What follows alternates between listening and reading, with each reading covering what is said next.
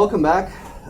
Live streaming this lecture again, but this time my microphone is turned on, so there will be sound. I just deleted the one from last time because I don't really know if being able to watch the slides get written makes any difference if there's no sound. So anyway, hopefully this microphone will pick up what I'm saying even if I'm not looking straight at it. Anyway, so we're going to finish today 4.2, and then we'll do 4.3. Are there any questions before I get started? Yeah, what's up? Are you out sampling, sir? Yeah, I'll try to have that for you guys shortly. I gotta go look up. I think I've got one. If I don't have one, writing one will be really terrible. Because I feel like if I don't have one and I write one, then that's like my good exam. But I'll probably, I've taught this before, so I imagine I'll just use an old exam and then try and write one from scratch. So shouldn't be too hard. Okay, any other questions? Okay. All right, we finished up with this result on Monday. And I want to just really quick, I mentioned this before, and I want to make sure we all understand it. So what we want to show that, right, if you have this implication that MZ is a subset of NZ, then N divides M, okay? We want to talk about it again in a bit. So if MZ is a subset of NZ, right, then what that means is that every element in MZ is an element of NZ. So it's weird because, you know, in this previous one, we wanted to show, okay, if you have an arbitrary element of MZ, then it also has to be in NZ. But I already know everything in MZ is in NZ. So what we actually want to do is use one specific element in MZ. Because that one specific element will basically tell us that M is a multiple of N. So since M is in MZ, right, because MZ is all the multiples of M. Clearly M is a multiple of itself. So since M is in MZ, we automatically know it's in NZ. And that's basically the proof. Because once you know M is in here, in NZ, well, what is NZ? It's all of the multiples of N. What are multiples of N? They're all the numbers that N divides. And that's it. So you're done, right? N divides N. So anyway, any questions on that? So it's essentially, there's a not all of these proofs, a lot of these proofs we've done so far have not involved a trick. This is actually kind of a trick, right? Just using the fact that that one element gives us what we want. If you try to say, okay, well, let's suppose there's a number, call that number K. That number K has to be M times L for some L. That's going to be annoying to do. It's actually, you want to not use an arbitrary element of NZ. You want to use that one specific element. All right. Are we good? All right, so some more results here. If a set has no elements, right, if its cardinality is 0, then it is the empty set. The proof of this is a stupid proof. 2, for any set A, we have that the empty set is contained in A. So empty set's a subset of A, and A is a subset of A. And the last one, if A is a subset of B and B is a subset of C, then A is a subset of C. So it's transitivity property, right? If A is a subset of B, B is a subset of B, C, then A is a subset of C. So for the first one, the proof of this is honest to God kind of stupid. It's just like A has no elements. That's what it means to say that its cardinality is 0. So let A be in A, then A is in the empty set. Why is that true?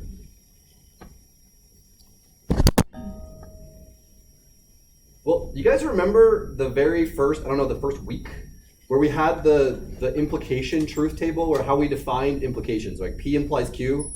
When is P implies Q true? And if P is false, right, then it doesn't matter what Q is, that implication is always true. So here's the thing. If A has no elements, what does this even mean? Right? So this is what we call vacuously true. That's it. And maybe say if, maybe just writing let, maybe you could write if too. If A is in A, then A is in the empty set. This is just vacuously true. If there's a man on the moon right now, he's made of cheese. That is a true statement. right? Think about it. It's stupid. Similarly, by the same logic, okay, so this tells me that A is a subset of the empty set, right? If there's an element of A, then it's in the empty set. That means that A is a subset of the empty set. By the same logic, the empty set has to be an element of A. By the theorem, I don't remember what theorem it was. Theorem 4.4, right?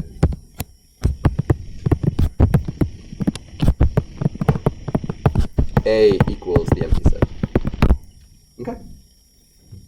How many of you guys are really confused right now? It's a dumb proof. It's honestly, it's a dumb proof. It's essentially what we think is being vacuously true. If there's nothing in A, right? So I can say whatever I want about the elements of A, right? You can say whatever you want about something that doesn't exist, right? Anything can be true about something that does not exist. This might not make sense to you in your normal life, but in logic, it's true, right? You're like, is that statement true? Well, that thing doesn't exist. I can say anything about it, and it will be true. So for B, we already showed that the empty set is a subset of A. Clearly, for the other part, A is a subset of A. If A is in A, then A is in A. This implies that A is a subset of A. Remember, that's how you show that some set A is, say, a subset of B. Show that anything in A is in B. So if A is in A, then it's also in A. Therefore, A is a subset of itself. How many people want their money back for this tuition, for this course? No? Okay. Any questions here? The third one, the third part C is an actual proof, unlike the other two. Everyone okay here? Kind of okay? All right. For C, it's just transitivity, right? So if A is a subset of B, or okay, never mind. Let me start differently. So let's suppose start with an element of A. So let's let X be in A. Let's not use A. Let X be in A. A is a subset of B implies that X is in B, right? That's what it means to say that A is a subset of B. It means every element of A is an element of B. B is a subset of C implies that X is also in C. And therefore, we've shown every element of A is an element of C, and thus A must be a subset of C. Let me write the little square at the bottom, showing we're done with proof. That's it. Any questions? Yeah, what's up? Can you please repeat the weird one? Yeah, so again, it's just vacuously true. If I can basically say whatever I want, if I say that this thing exists, if I say, suppose we have this thing that does not exist. Suppose that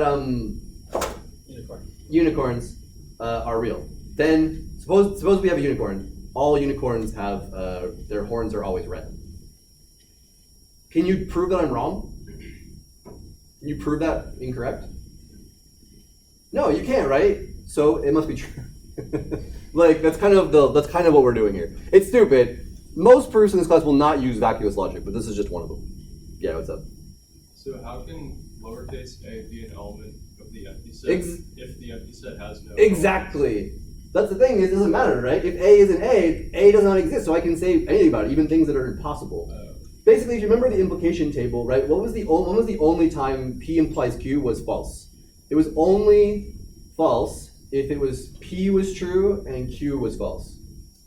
But if P is false, it doesn't really matter. It implies anything after. The implication is always true regardless of what Q is. That's it. Okay? All right, any other questions? Don't think about it too hard. It's just one of those weird things about vacuous logic. Again, if you just make something up, if I say there is a dragon that lives on the moon, he breathes fire. It's a true statement. The dragon, or rather, not saying if, the dragon that lives on the moon breathes fire. True statement. I know. Don't think about it too hard. Just give you a headache. All right, 4.3. All right, unions, intersections, and complements. So pretty much everyone's familiar with all of these things. I mean, at least unions and intersections for sure. But let's go over them.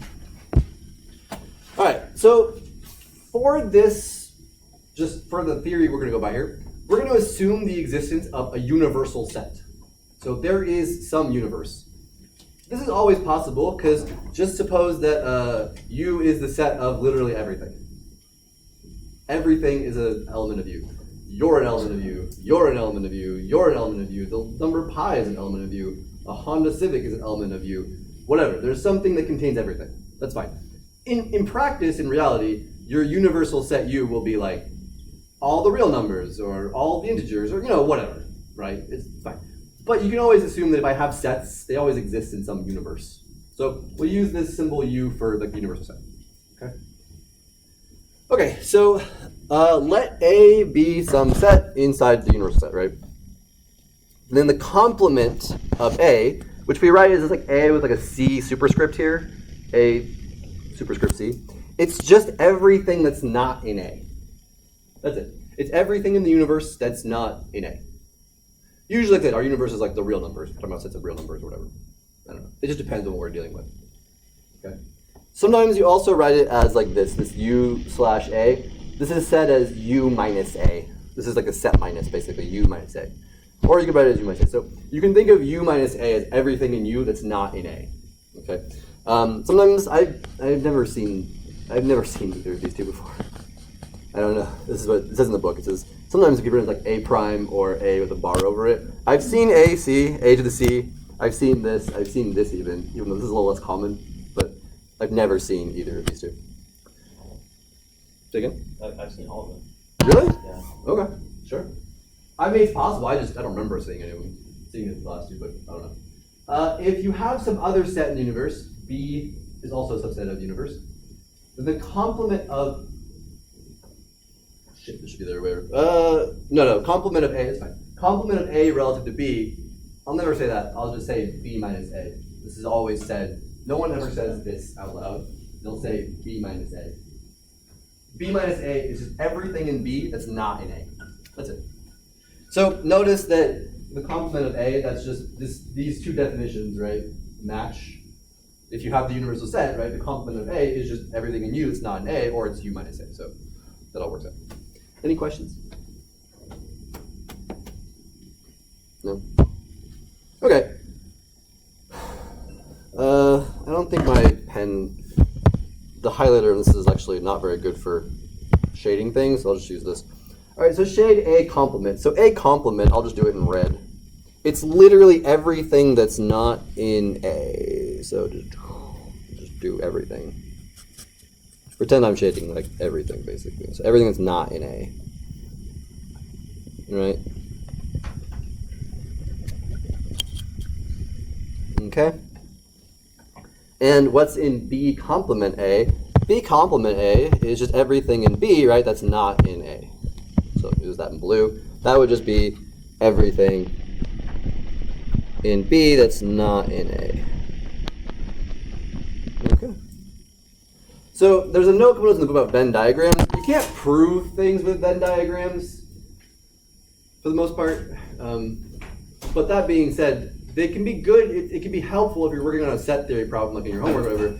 Drawing a Venn diagram just to try and convince yourself of something or to try and develop some intuition about it, not a bad idea. It's not a proof. Like, you shouldn't submit that as your answer. But on some scratch paper, if you're asking, like, show that, A complements B is a subset of C complement, like, whatever.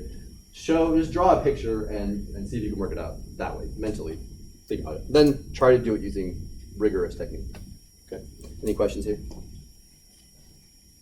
Okay. All right, unions and intersections. So we've all probably seen unions and intersections at some point in your life. But the union of A and B is the set. We use this symbol. It's like a U. LaTeX calls it cup. I don't know. A union B. And it's just everything in the universe that's in A or in B, right? It's everything in the universe that's in A or in B. That's it. One or the other. As long as it's in one or the other. If it's in both, it's still in the union. Okay. But it's everything that's in one or the other. The intersection of A and B, right? This symbol, upside down U, or a cap in LaTeX if you prefer. A intersect B. It's everything in the universe that's in both. So if it's in A and in B, that's what the definition of the intersection of A and B is. And we use the word disjoint. A and B are disjoint if their intersection is empty. If they have no elements in common, they are disjoint. Okay?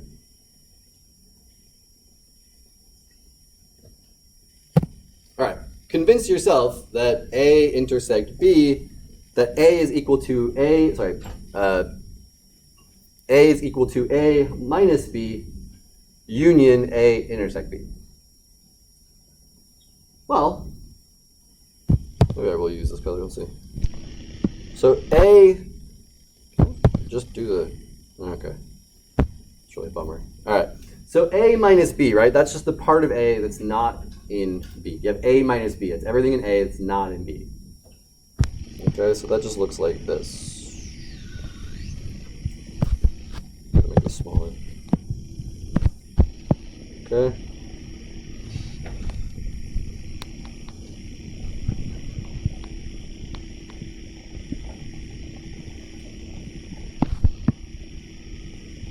You're like, why do you care, Scott? I don't know. All right, that's A minus B. What is A intersect B? Well, A intersect B is just all the points they have in common, right? So in a Venn diagram, it's their overlap. Okay.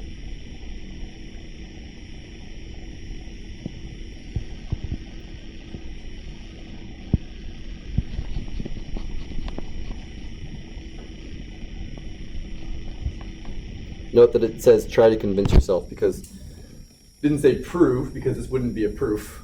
But what is the union? Oh, should probably do that up there.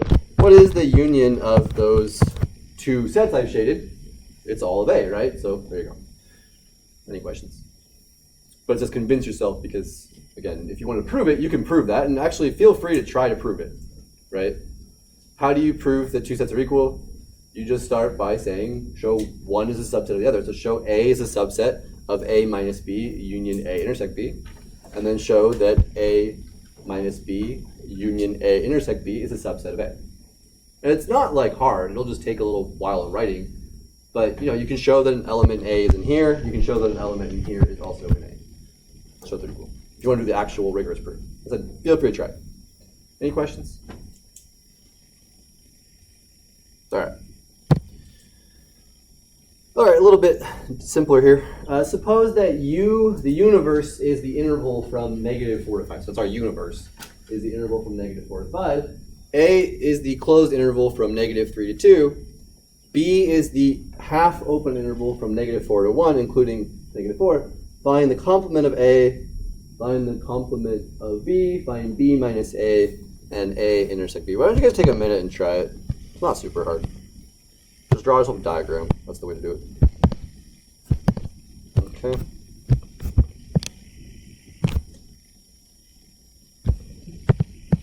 So here's your universe. Okay.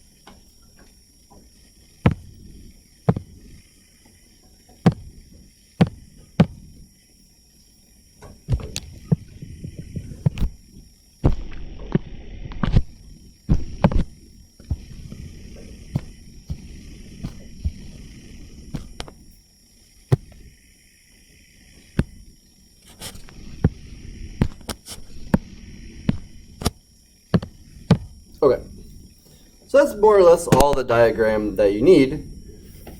So A complement is just everything in the universe that's not in A, right? So what does it have to be? Well, so A is in red, right, and B is in blue here. So everything that's not just between -3 and 2. So it's, oops. So it would just be -4 up to -3, but not including -3, right? Right, because you don't want to include 3 because 3 is in A, so 3 can't be an A complement. And then anything over here, right? So from 2 to 5, but not including 2. Again, 2 can't be, 2 is in A, so it can't be in complement of A. So that's it, right? What's in B complement? Again, everything that's not in B, which is in blue. So it's everything from 1 to 5, right? And it has to be closed at 1 because 1 is not in B, so it has to be in B complement, right? Anything that's in B can't be in B complement. Anything that's not in B has to be in B complement, right? So just another way to think of this is that the universe, right, universe U can always be written, if you have any set A, it's always written as A union its complement. So A union A complement for any set A will always give you the whole universe. Because basically the complement is everything that's in the universe, but that's not in A. All right, B minus A. So what are the parts that are in the blue set but not in the red set? So that's just from -4 to -3, not including -3. Oh, should this been this should have been -3 up here, right? Yeah. -4 to -3, and then everything again. Wait, in B that's not in. Yeah, okay, that's it. Everything that's in B that's not in A, right? That's it. And then A intersect B are just the parts where they overlap. So it's just -3, right? Since remember, you don't include -3 because -3. Oh no, wait, you can include it. Sorry, -3 isn't. Right? My mistake. And then up to 1, but not including 1 because 1's not in B. So anything in the intersection has to be in both sets. Okay. That's it. Any questions? More or less, I think this should be straightforward. But, just checking. Okay. All right. Here are some results about unions and intersections and such. So the first one just says that. Let me make sure I put my notes here. Sorry. The first one just says that if I take the union of the empty set with any set, that doesn't change the set, right? So A union the empty set is just A because you're not adding any additional elements when you take the union. And if I intersect the empty set with A, I always get the empty set because, of course, the empty set contains no elements. So if I intersect the empty set with set A, it has to be empty. Okay. Two is interesting. It just says that A intersect B. That's a subset of A, right? A intersect B is a subset of A, and A itself is a subset of A union B. Makes sense, right? Everything that's in here has to be in A, so it has to be a subset of A. Everything in A is also in the set of everything that's in A or in B. So there you go.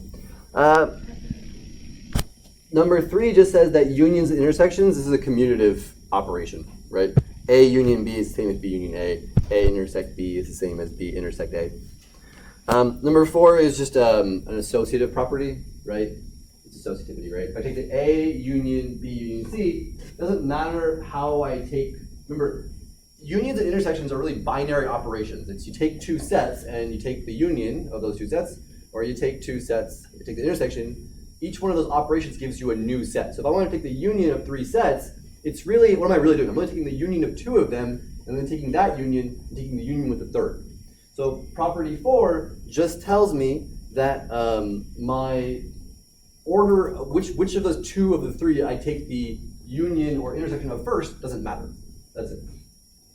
Okay? That's associativity, basically. Again, it's like addition. If I add 3 numbers, I really don't add 3 numbers. I add 2 numbers and then add the third one to that sum. But it doesn't matter how I add those first 2. The last one, A union A and A intersect A is A. That's probably pretty believable. And the last one says that if you have A is an intersection, A is a subset of B, then A union C is a subset of B union C, and A intersect C is a subset of B intersect C. So I'm not going to prove all of these because it's a lot. And a lot of them are trivial. So trivial. They're straightforward. They mostly just follow from definitions. Try them. if you want. Number 2 is in the book. It's in the notes. I'm going to do number 6, because why not? Maybe I'll just do, I'll do both. Maybe I'll just do one of these two, basically. Okay. All right, so there's 2 parts here. There's basically this part, right? And then there's also this part. Okay, so let's do part 1 first. So suppose A is a subset of B. So this is, we'll do part 1, which is the part I highlighted in blue here. Nope, highlighted not. There we go. Okay, so A is a subset of B, and I want to show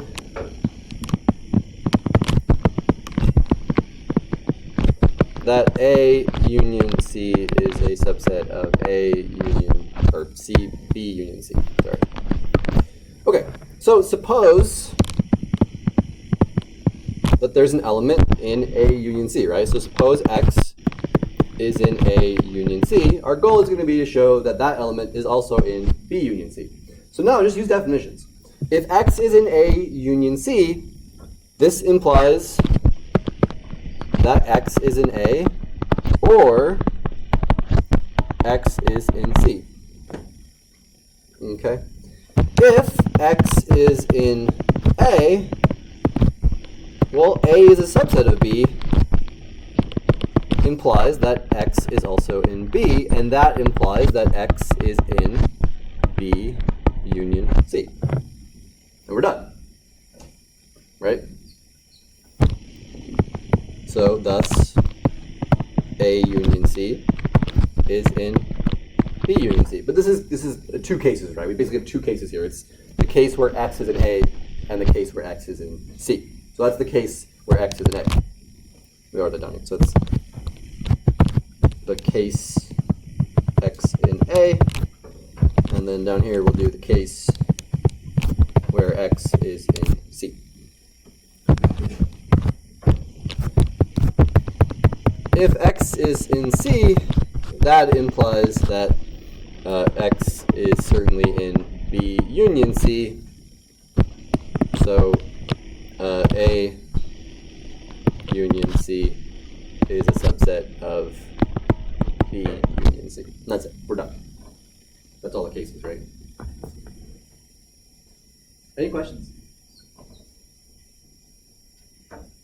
Basically, you start with an element that's in A union C.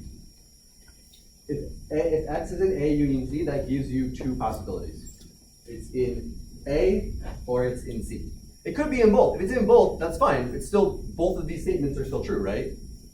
But we basically know it has to be in one or the other. So if it's in A, well, that implies that it's in B, and that implies that it's in B union C. So we've shown that an element in A union C is in B union C. If X, on the other hand, were in C, well, then clearly it's in B union C. And again, we're done. Does this make sense? Does it make sense? Okay. Part 2, I think I gave myself an extra slide here, even though I don't necessarily need it, but I'll just take it. Part 2, I'll highlight the yellow, was, okay, so we want to suppose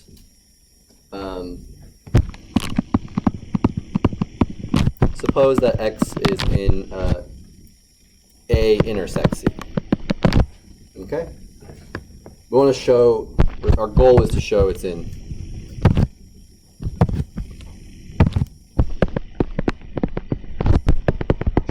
B intersects C.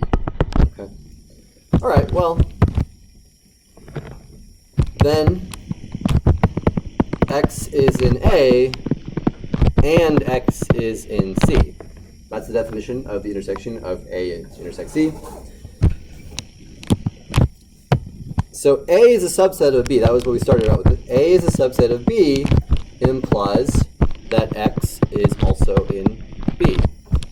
So X is in B, and it's still in C, and that implies that X is in B intersect C.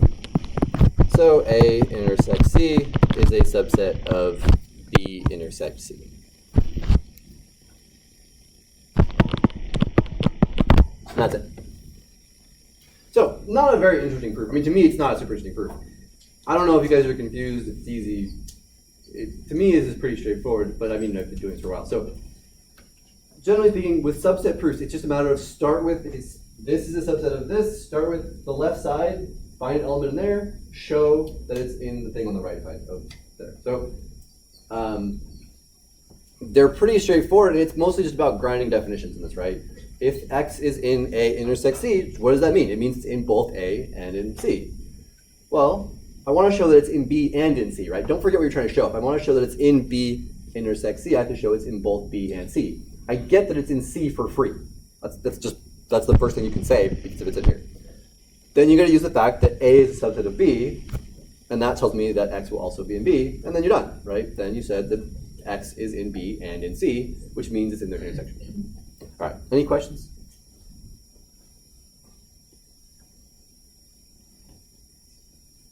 All right, more results. Okay, the first one, so the first two, you may have seen these before. What are the first two things usually called? Yeah, they're DeMorgans Laws. They're what is often called DeMorgans Laws. I don't think it's wrong to call them DeMorgans Laws, but in our class, DeMorgans Laws refer specifically to how you can negate conjunctions, disjunctions, right? So De Morgan in our class was basically if you negate P and Q, that's equivalent to not P or not Q, and not P or Q is equivalent to not P and not Q, right? So you can kind of see, remember, the union is the sort of set theory or, right? A union B is everything in A or in B. The intersection is like the set theory and, right? It's everything in A and in B if you take the union of A and B, or sorry, the intersection of A and B. So this is kind of the same thing, right? You take the complement of A intersect B, it's like not things are in A and in B is not in A or not in B. So the first two are basically the DeMorgans Laws. The third one is that you take complement to complement, that gives you A again, because the proof of this should be straightforward, but this is literally, what's the complement of A complement? It's everything that's not in A complement. That is, by definition, A. Again, if you want to prove this, though, try to just do it, maybe it's overkill, but do the double inclusion. So show that a thing in here is in here, and then show that a thing in here is in here. Show that basically one is a subset of the other, and vice versa. If you do the proofs right, sometimes all of your implications can be bidirectional sometimes. So we'll do an example in a minute. A is a good one. This is a good one to try to prove on your own. A minus B, you can write that A minus B can be written as A intersect the complement of B. It's a good way to think about it. Actually, it's a really helpful way to think about A minus B. It's A union the complement of B. That should be an intersection. I believe that's an intersection. Okay, screw that up.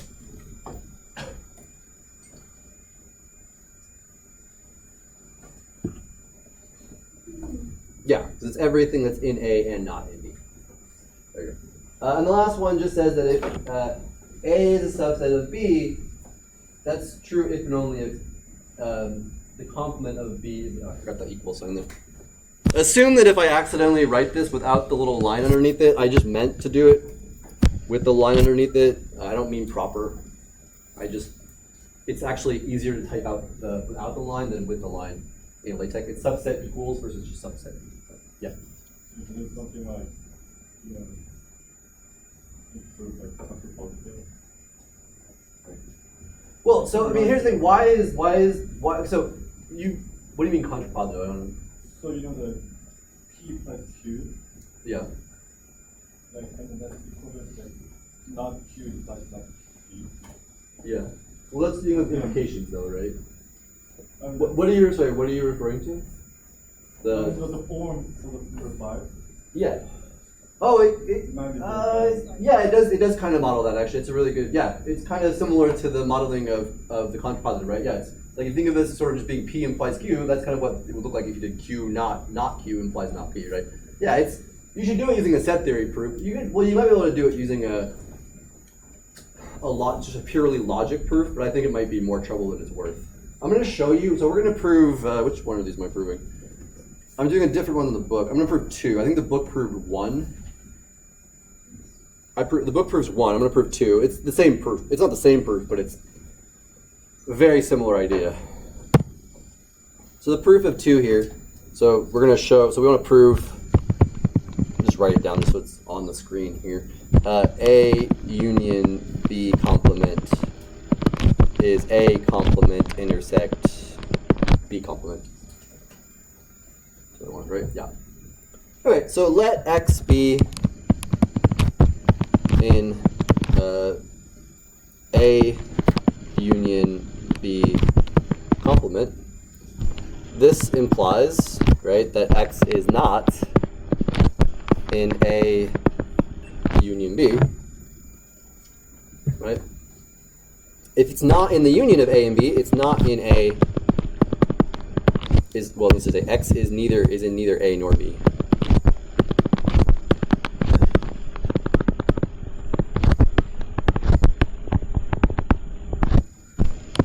That implies that X is in A complement and X is in B complement. If it's not in either one, right, then it's in the complement of either one of them. And that implies that X is in the complement, A complement intersect B complement. Now here's the fun thing about this. This is just, what did I just show here?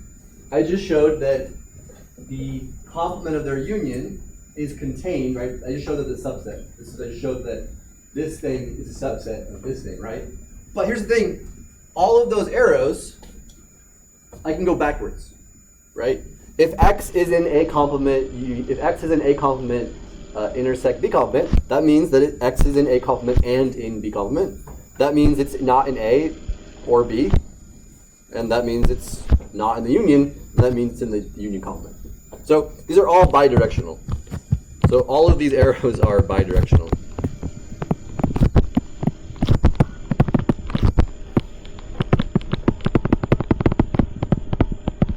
So you can just put a reverse on it. And that shows, so this shows both, shows that A union B is a subset of A union B complement is a subset of A complement intersect B complement, and the other one as well. So A complement intersect B complement is a subset of A union B complement. Therefore, I don't know if I've done the 3 dots yet. If you have 3 little dots making a triangle, that's like therefore. Therefore, they are equal.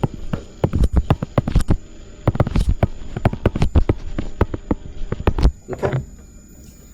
Any questions? Yeah. So like typically if you're only like dealing with definitions and stuff like we are here, like you can do the bidirectional. Well, so just make sure, like, think about it, like, is it the same backwards as forwards? And if it is, then like, just put double arrows there, yeah. But yeah, usually if each step is essentially because of the definition, if you think about a definition, if essentially a thing, let's just say I have a term, and the term is a thing is something if and only if its definition is a true statement. That's bidirectional. There's something, so you can say something like, for instance, X is in X in the intersection of A and B. That's defined to be that X is in A and in B. So it's an if and only if statement right there, right? So like this statement right here, like how do I go from here to here? Well, this is the definition of this, right? So there clearly is an if and only if there. And essentially, that's the same thing for all of them. I don't know. You have to be careful, I guess, but you have to be careful when you want to try to do that. But for some bidirectional proofs, it's basically try to do it one way and see if you can trace backwards. See if there's any steps that won't work in the other direction. Okay? We can do this, like I mentioned before. Some books would call these first 2 things DeMorgans Laws, and we can actually use why are they called DeMorgans Laws? We can actually do them using DeMorgans Laws. So I'll do the same proof, but with DeMorgans Laws now, as just statements. So if X is in A union B complement, that's true if and only if the negation of the statement X is in A union B, right? X is in here if and only if that's not true. Which is true if and only if, by DeMorgans Laws, one more step. Not X is in A or X is in B. And this is where DeMorgans Laws come in.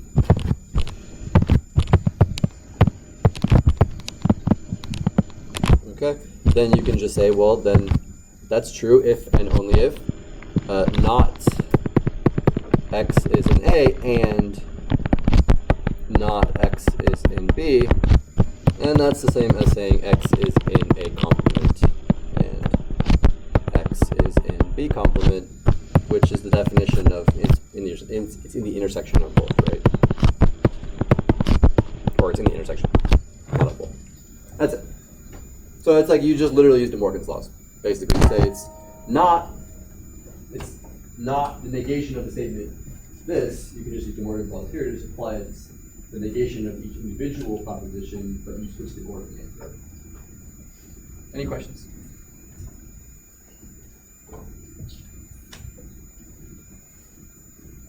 Okay. The last one are the distributive laws. So again, you can treat intersections and unions, you can kind of have a distributive law, right? If I take A and I intersect it with a union of B and C, then I can take A and intersect it with both of these sets and then combine them with their union, right? Vice versa, same thing over here too. Take A union intersection of B and C, I can take the union of A with C, that should be a B, sorry. How did I screw that typo over again? I just copied and pasted. You can take the union of A with B intersect C by taking A union B and intersecting with A union C. Okay, I'll do this last one here. So I think I do the other ones. The book does one, I'll do two. They're not super exciting proofs, honestly. So for the, so we want to show which one was it? A union B intersect C is equal to A intersect B union A intersect C. Okay. So there's again, if you want to show two sets are equal, you usually do that by showing inclusion in both directions. So I'm going to show that the left-hand thing is a subset of the right-hand thing, and I'm going to show that the right-hand thing is a subset of the left-hand thing. It's annoying, but that's what we got to do. If I run out of time, I might just let you do one of them. So anyway, let's do this direction, meaning we're doing the left is a subset of the right. So let X be an element of A union B intersect C. Again, use the definition. Maybe this is bidirectional, I actually don't know. Let's see. I don't think it was done bidirectional in the book though, so. Okay, so then X is in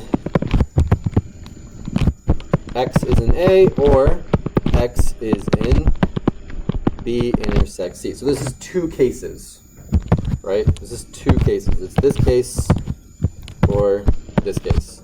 So let's do the first one. So case X is in A. No, X is in A. Okay.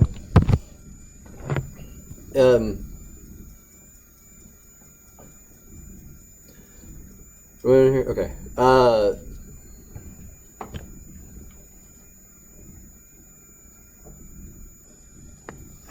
Okay. I love my brain just stopped working suddenly.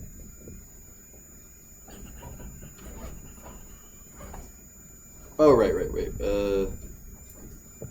Oh, I have this backwards. I'm sorry.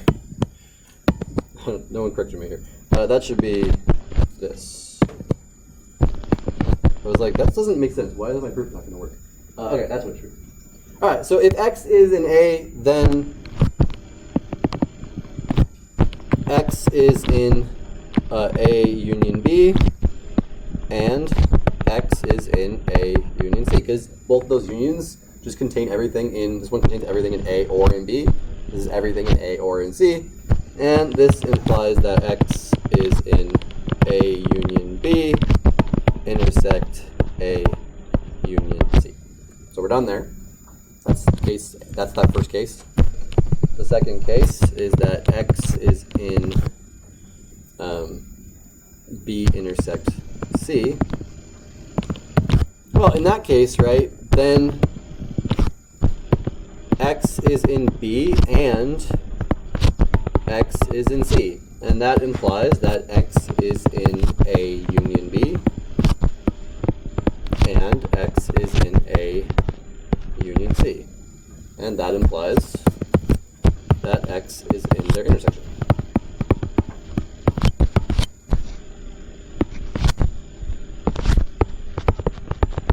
And we're done. So this implies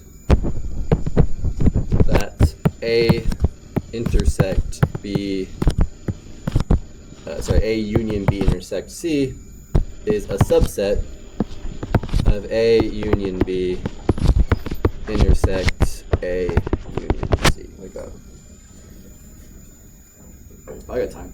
So that's the other. That's that direction. So we showed that inclusion. Okay.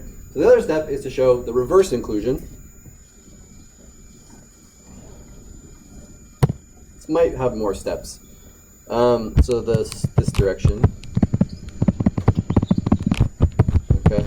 So let X be an element of A union B intersect A union C. Then X is in A union B and X is in A union C. This direction is a little bit harder. So there's basically two cases. It's basically there's two cases. The case where X is in A or X is not in A. If X is in A, right, then, well, if X is in A, I want to show it's in here, right? Then it's in A union B intersect C, and we're done. Okay? If X is not in A, well, X is in A union B, so this implies that X has to be in B, because it's in one or the other, right? So if it's not in A, it has to be in B. X is in A union C, so that implies that X is in C as well. And both of these combined, X is in B, and X is in C. And that implies that X is in B intersect C, and that implies that X is in A union B intersect C. So we're done. So A union B intersect C is equal to A union B intersect A union C. So we showed the reverse inclusion, basically, and so that means that both inclusions are true, so that B. That's it. Sorry, I don't know if I went through that too fast. I was trying to make sure we got it done in time. But are there any questions? This one's the easy one, right? If X is in A, clearly it's in A union something else. So this one's the thing. If X is not in A, but it's in this set, it has to be in B, right? If it's in the union of A and B, but not in A, clearly it has to be in B. Same thing down here. If X is in A union C, but not A, clearly it has to be in C. So essentially, if it's not in A, but it's in both, if it's in both of these things, right, it has to be in B and C. So that means it has to be in B intersect C. And that's it. I'll just show it's in one. Basically, you're showing that some element X is in, you want to show that it's in the union of A and B intersect C. So essentially, to show it's in either one of A or in B intersect C. And that was it. What? X is in that, or X belongs to C. No, this is an and. It's in both. It's not A, it's in both B and C. Right? It has to be, because you want to show it's in the intersections. So it has to be in both of them. Because think about it, if it was in B but not in C, then it wouldn't be in here either. Right? It's not in A, so if it's not in C, it's not in A union C. So it has to be in B and in C. Alright. Have a good one, guys. I will see you on Friday.